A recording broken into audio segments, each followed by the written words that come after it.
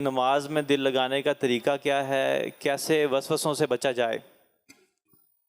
नमाज में खुशू खुजू के लिए कोशिश करें।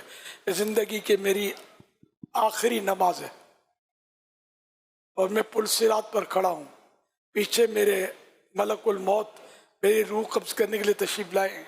मेरे सीधे हाथ पर जन्नत है, उल्टे हाथ पर दोज़ख है। इस तरह बुजुर्गों के अक़वाल हैं। मतलब तो यानी नमाज में दिल लगाए, या इस तरह नमाज पढ़ के तू खुदा को देख रहा है, या कम अज़ कम इस तरह या खुदा तुझे देख रहा है।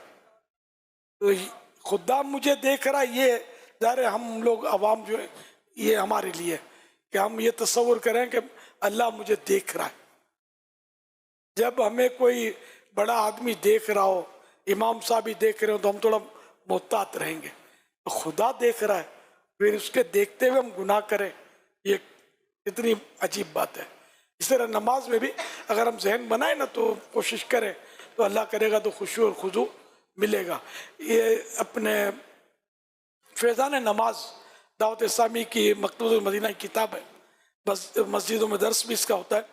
वो किताब अगर ना पढ़ी हो तो ज़रूर पढ़ें। उसमें एक चैप्टर खुशू और खुजू का भी है, नमाज में दिल लगाने का भी।